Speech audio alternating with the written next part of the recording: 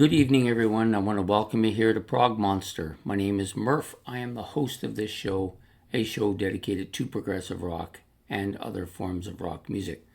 So we're here today to do the ranking of the albums. Friday night, ranking of the albums is episode 4 in the third series we've done of this kind.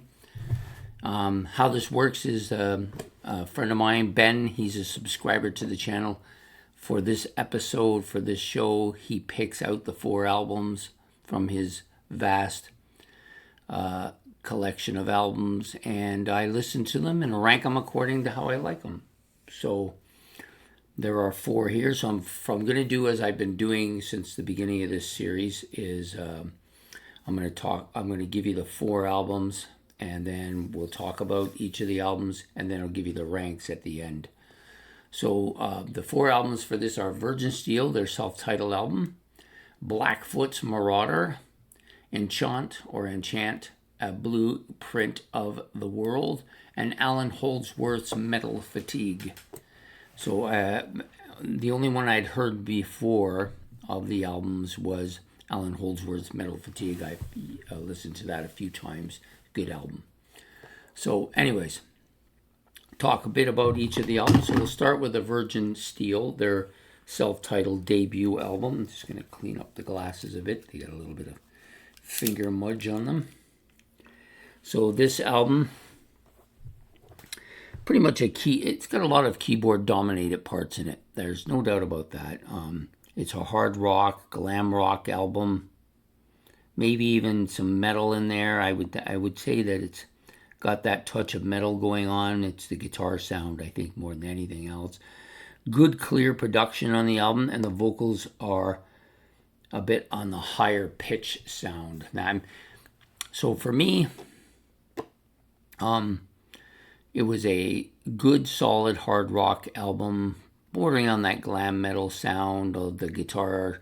Guitar definitely featuring the metal type solos going on. Some good hard rock and metal sounds going on here, but it feels polished, a little bit polished. The album, I didn't care much for the vocals either. I even though he was high pitched in that, I found his voice a little bit irritating, I guess. Not terrible in any stretch of the word, just maybe a little bit irritating. But overall, not a bad album. Pretty strong for a self-titled debut. I think it's their debut. I could be wrong, but I think it's their debut as well. So the next band out is Blackfoot. This band I've known of for, of course, years. Just never really pursued them. The album Marauder, never heard this before. It's got a fast-paced hard rock with a bit of that country-like vocals in it. Yeah, it's got that little bit of that twanginess going on there. It's got a kind of a comedy feel. So it feels like an album you can't really overly take seriously, I guess is a good way to put it. A little bit of that humble pie sound. The vocals are a bit of that gruff side. So they're a little bit more than a bit. There's quite a bit of that gruff side going on, even though it's a little bit on the high-pitched sound. Some heavy, formidable guitar here and drum parts, catchy guitar, and hard parts as well. Yeah, so this is a strong album, I think. An album that I think I would like to listen to more. I think I'd like to give it some more time. As it's tough to really get any kind of a real strong feel. We can get a sense of it being a hard rock and that kind of feel, but to really get any kind of sense of the material of the songs, you got to listen to it a lot. And one listening won't do that. Enchant is the next band. A Blueprint of the World is the album title.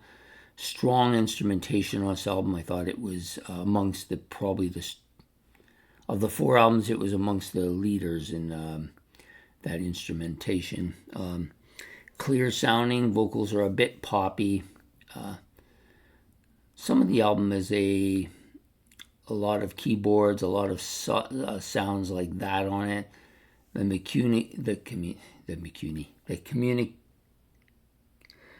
Sorry, I was thinking of the wrong word. I was thinking communication was what I want to say, but it's actually commercial. So it's a kind of a commercial sounding album. It's not terrible at all. But it's not an album that I find it too kind of sterilized. It doesn't really do much for me. I appreciate the abilities of the album and the clearness of it and everything like that. There's not much here that's appealing to me. It's not terrible though.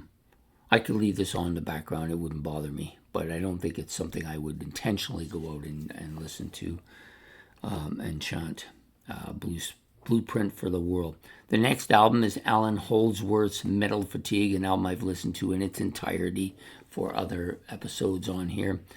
This is a solid album. This is the album that I kind of discovered his guitar ability, because I knew of him, I had heard of him, and I knew that he was a good guitar player, but I didn't really have any experience in that until I listened to this album.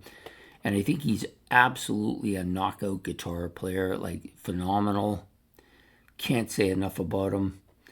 Got it all going on, and he's quite heavy too, which really kind of surprised me. Usually the best guitar players are a bit more on the acoustic side, but he seems to be very much at home with his electric guitar.